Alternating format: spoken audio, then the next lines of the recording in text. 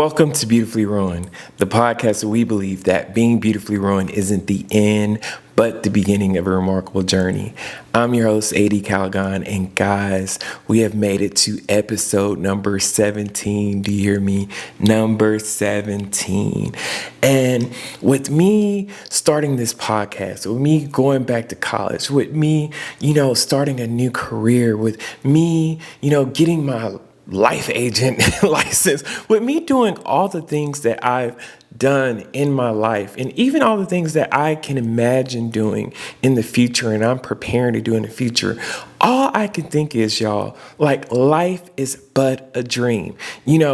How many of y'all have heard that statement? Life is but a dream. And I just want to know, have y'all ever really thought about that statement? And if you had, can you please drop in the comments? Let me know, what does life is but a dream means to you?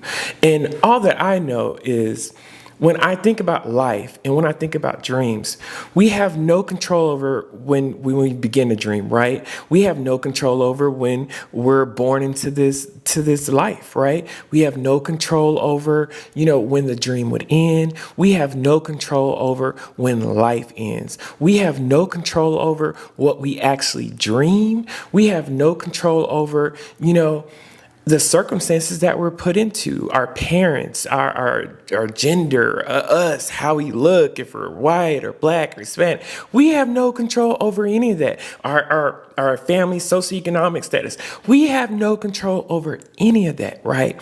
But what I discovered at a young age, right, in my dreams is that when I realized that I was dreaming, right, I then had control over what I did in those dreams, y'all. And I don't know if you're anything like me. The wildest thing used to happen to me as a kid. Like, I would have a dream that I'm getting up and I'm going to the restroom. And it would be so real, right? And these are the dreams when I didn't know I was dreaming. I would have a dream I'm getting up, going to the restroom, and I'm going there and I'm about to use the restroom. And then all of a sudden, I would wake up to feeling something warm and wet on me. And next thing I noticed, I didn't peed on myself. I didn't literally peed on myself in the bed. And it just amazed me how, like, in the dream, I thought it was reality and how my dreams were actually connected to my reality, right? And then I don't know if y'all like me, but I used to have that dream over and over again. But it wasn't until that I had those dreams of me being rich over and over again that I realized that I was in a dream. Like some said, baby, look, this is a dream. You are not rich, right? And so after waking up, playing it safe and being waken up by my dream, by my daddy coming in the room, wake up, or, my aunt knocking on the door or whatever thing waking me up, right? And me coming back to reality, realizing that I wasn't in a dream. I said, you know what? The next time that I have that dream where, I'm rich or my family is rich, I'm going to do whatever I want to do. I'm going to do whatever it is I want to do. And sure enough, when I had that dream again, it wasn't the exact same dream, but I began to do whatever it is that I wanted to do. Like, I drove the cars. I didn't have no license. I wasn't even in middle school, y'all. And I'm driving fancy Lamborghinis, you name it. I'm doing the most, right? And when I woke up, I no longer had that regret, like, oh, I should have did this. Oh, I should have did that. Because when I was in that dream, I did everything that I ultimately wanted, right? And this leads me to this. When I began having those dreams like that, I started to ask family members. I began to ask people that I knew, like, hey, do you have dreams that are reoccurring? And have you had a dream where you were rich? And tell me about that dream. And what I discovered, right, is that yes, other people probably had dreams that they are rich. Other people even probably had dreams that they were using a restroom, right? But the particulars of their dream were unique to each individual. They were not the same. No matter who I asked or why I asked or when I asked, none of the specifics were the same. Everybody's specifics were different, right? And that kind of reminded me of life. Like, yes, you may have a number of people that you know who are successful, right? But they've all went down a unique path based on their life, based on who they are to being successful. You may know a number of people who were unsuccessful, right? And they've all had a unique set of circumstances, a unique path that led them down that road. Like everybody has their own deal, but the common denominator, right? We may not be able to control the circumstances. We may not necessarily be able to control, who we are, how we look, and all this type of stuff, right? But we can control the choices that we make. We can control the things that we do. Just like when I dream. When I realized I was dreaming, I then been able to control how I moved in the dream. And with life, right? We can also control how we move in the dream.